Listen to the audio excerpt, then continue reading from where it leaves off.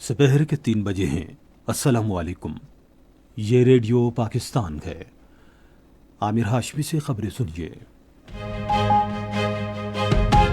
پہلے اہم خبروں کا خلاصہ۔ وزیر اعظم نے وسط ایشیائی ممالک سے تجارتی تعلقات مستحکم کرنے کے لیے ریلوے نیٹ ورک کو وسعت دینے کے حوالے سے حکمت عملی وضع کرنے کی ہدایت کی ہے۔ صدر اور وزیر اعظم نے شمالی وزیرستان میں بھارتی حمایت یافتہ 14 فتنہ الخوارج کو ہلاک کرنے پر سیکیورٹی فورسز کو سراہا ہے۔ نائب وزیر اعظم نے کہا ہے کہ دنیا نے دیکھ لیا ہے کہ پاکستان کے ساتھ حالیہ تنازع میں بھارت کے بالادستی کے دعوے زمین بوس ہو گئی ہیں۔ پاکستان اور امریکہ نے ڈیجیٹل اثاثوں میں جدت اور ابھرتی ہوئی مالیاتی ٹیکنالوجیز کے بارے میں تعاون کو فروغ دینے میں دلچسپی ظاہر کی ہے۔ بھارتی کانگریس کے رہنما راہل گاندھی نے مودی حکومت کی ناقص خارجہ پالیسی اور دفاعی حکمت عملی پر کڑی تنقید کی ہے۔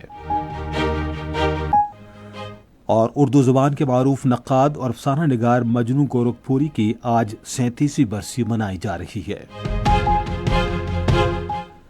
اب خبریں تفصیل کے ساتھ۔ وزیر اعظم شہباز شریف نے وسط ایشیائی ممالک سے تجارتی روابط بڑھانے کے لیے ریلوے نیٹ ورک کو وسیع کرنے کے حوالے سے حکمت عملی ترتیب دینے کی ہدایت کی ہے۔ انہوں نے آج اسلام آباد میں پاکستان ریلوے سے متعلق امور پر ایک اجلاس کی صدارت کرتے ہوئے معاشی اور صنعتی ترقی کے لیے ملک بھر کے ریلوے انفراسٹرکچر کی پائیدار بنیادوں پر تعمیر نو کی ضرورت پر زور دیا۔ انہوں نے کہا کہ علاقائی تجارت اور روابط کے لیے ریلوے کو جدید خطوط پر استوار کرنا قومی پالیسی کا اہم حصہ ہے۔ انہوں نے گوادر کو پاکستان ریلوے کے نیٹ ورک سے منسلک کرنے کا کام تیز کرنے کی بھی ہدایت کی۔ وزیر ریلوے حنیف عباسی نے وزیر اعظم کو پاکستان ریلوے میں جاری اصلاحات سے متعلق بریفنگ دی۔ صدر آصف علی زرداری اور وزیر اعظم شہباز شریف نے شمالی وزیرستان کے علاقے دتا خیل میں بھارتی حمایت یافتہ 14 خوارج کو ہلاک کرنے پر سیکیورٹی فورسز کو خراج تحسین پیش کیا ہے۔ انہوں نے اپنے الگ الگ بیانات میں سیکیورٹی فورسز کی بہادری کی تعریف کی اور اس عزم کا اعادہ کیا کہ ان کے پیشہ ورانہ مہارت کی بدولت دہشت گردی کا مکمل خاتمہ کر دیا جائے گا۔ صدر آصف علی زرداری نے دہشت گرد عناصر اور فتنہ الخوارج کا ملک سے خاتمہ کرنے کے لیے قوم کے پختہ اور غیر متزلزل عزم کو دہرایا۔ وزیر اعظم نے ایک بیان میں دہشت گردوں کو انسانیت کا دشمن قرار دیتے ہوئے کہا کہ ان کے مذموم عزائم کو ناکام بنا دیا جائے گا۔ انہوں نے کہا کہ حکومت اور سیکیورٹی فورسز ملک سے دہشت گردی کے ناسور کا مکمل قلعہ کر دیں گے۔ وزیر اعظم شہباز شریف نے جنوبی کوریا کے صدارتی انتخابات میں لی جے میونگ کو صدر منتخب ہونے پر مبارکباد دی ہے۔ انہوں نے سماجی رابطے کی ویب سائٹ ایکس پر اپنے پیغام میں نئے منتخب صدر کو کامیاب دور اقتدار کے لیے نیک خواہشات کا اظہار کیا۔ وزیر اعظم نے کہا کہ وہ پاکستان اور جنوبی کوریا کے تعلقات مزید مضبوط بنانے کے لیے ان کے ساتھ مل کر کام کریں گے۔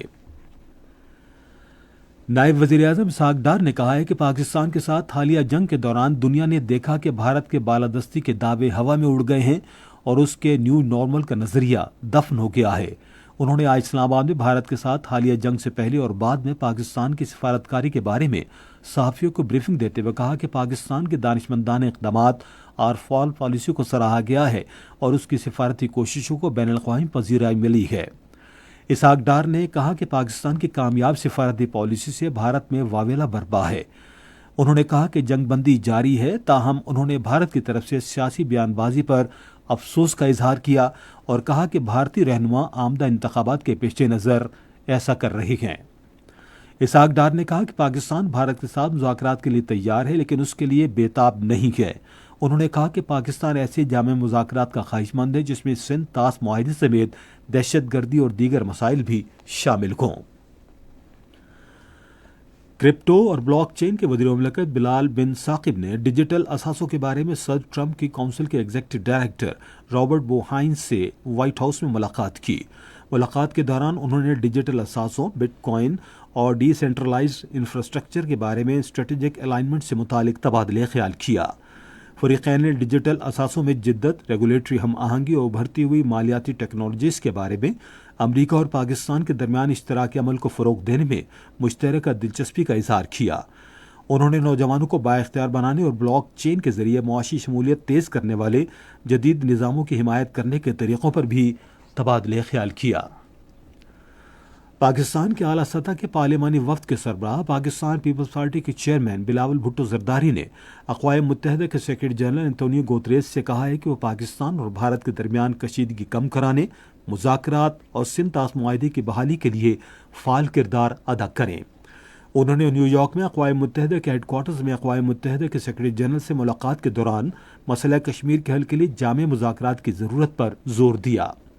وفد نے سنتاس معاہدے کو معطل کرنے کے اثرات، بھارت کی بلا جواز اور بلا اشتعال جارحیت اور اقوام متحدہ کا منشور اور بین الاقوامی قوانین کی خلاف ورزی کے بارے میں بھی بریفنگ دی۔